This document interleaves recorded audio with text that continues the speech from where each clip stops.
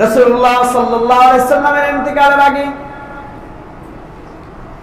যে সমস্ত সাহাবায়ে কেরাম মুসলমান হয়েছেন, নতুন মুসলমান, মাত্র ইসলামে প্রবেশ করেছে, ইসলাম সম্পর্কে ভালোভাবে বুঝে নাই, কিন্তু রাসূল যখন দুনিয়া থেকে বিদায় নিয়ে চলে গেল, চলে যাওয়ার পরে আবু বকরের জামানা আসলো। আবু বকরের জামানা আসার সময় ওই নতুন সাহাবারা সুর উঠাইলো, আমরা যাকাত দিব না, শরীয়তের সব বিধানগুলো মানব, কিন্তু মাল খরচ করতে আমরা রাজি না। এই জন্য কিছু সাহাবা একরাম তখন যাকাত দিতে অস্বীকার করলো। মানে নামাজ পড়বো, রোজাও রাখবো, হজও করব, অন্যান্য কাজও করব, জিকির আজকারও করব, কিন্তু যাকাত দিব না। এখনো আছে কিনা এরকম মানুষ? দেখবেন সেজদায় কপালে দাগ পড়ে গেছে। হাজি সাহেব বলে যাকাতের জন্য গেলে কয় আমার যাকাত আহে না, যাবা। অথবা কিছু হালকা পাতলা কিছু দেয়, যাকাত আসছে 5 লাখ টাকা, 50,000 টাকা শাড়ি বিলায় দেয়, যাকাত শেষ। তো এই যে এরকম সাহাবায়ে কেরাম কিছু সুর উঠাইলো যারা নতুন মুসলমান হয়েছিলেন যে আমরা যাকাত দিব না। আর ইসলামের ভিতরে নরম মানুষ হিসেবে আমরা কাকে চিনি? হযরত আবু বকরকে, যিনি ছিলেন অত্যন্ত নরম মানুষ। আর গরম মানুষ হিসেবে আমরা চিনি ওমরকে। ওমর যিনি ছিলেন বড় বাহাদুর, যাকে শয়তান দেখলেও ভয় পাইত। মহিলারা আয়েশা রাসূলের কাছে বিভিন্ন আবেদন করত, আর এমন সময় যখন ওমর ঘরে প্রবেশ করতেন মহিলারা আসতে চলে যেত। এখন আর আবেদন চলবে না, কারণ এখন যদি ওমর চেতে তার খবর আছে, মানে এতটা ভয় পাইত। আর ওমর ছিলেন একমাত্র নরম দিলের মানুষ।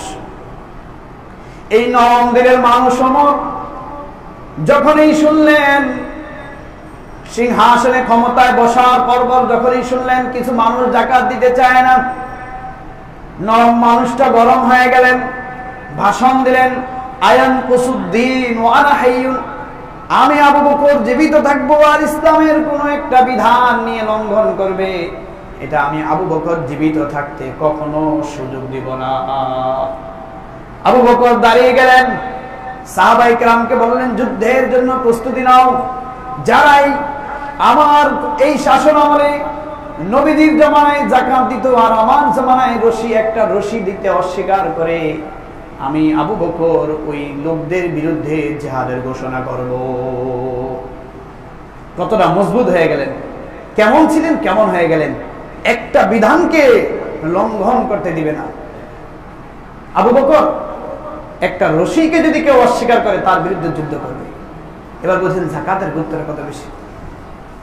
এক ইহুদি মহিলা, সে যখন রাসূলের কাছ থেকে শুনেছে যাকাত দেওয়ার মাধ্যমে মালের ক্ষতি হবে না, সে চিন্তা করলো আমার তো অনেক সম্পত্তি, আমি কিছু যাকাত দিয়ে দেই, তাহলে আমার মাল হেফাজত থাকবে।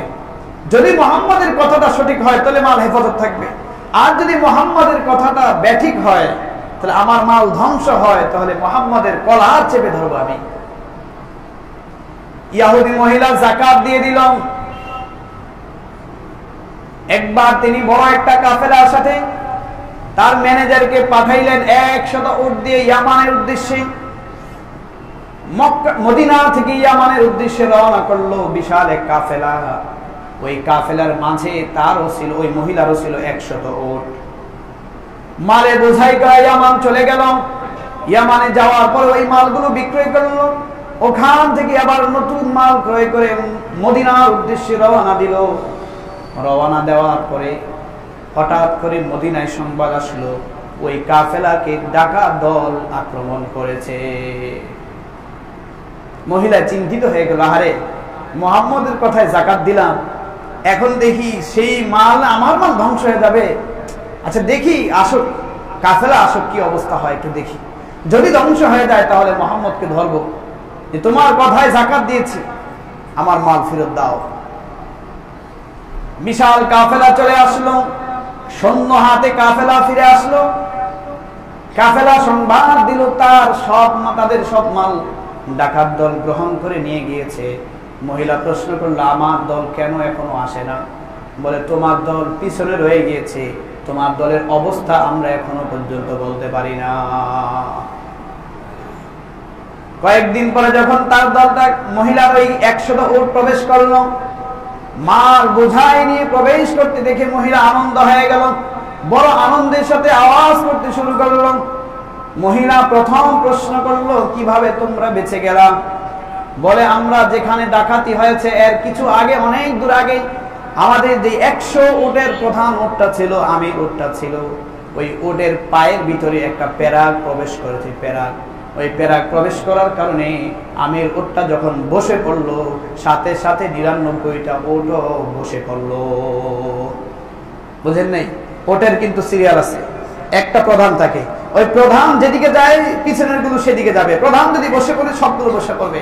প্রধানের পায়ের ভিতরে যখন প্যারাক পড়ছে, প্রধান যখন বসে পড়লো মাল নিয়ে, তখন বাকিগুলো বসে পড়লো, আর কাফেলা কিন্তু সামনে চলে গেল। কাফেলা যখন সামনে গিয়ে ডাকাতের হাতে পড়ল, ডাকাত সরে গেল, আমরা আবার ওই উটের পা থেকে প্যারাক বের করে উটকে নিয়ে আমরা চলে আসলাম। আমাদের মালগুলো পরিপূর্ণভাবে হেফাজত করেছে। সুবহানাল্লাহ। মহিলার সাথে সাথে রাসূলের কাছে গিয়ে ইসলাম গ্রহণ করে ইহুদি থেকে মুসলমান হয়ে গেলেন। সুবহানাল্লাহ।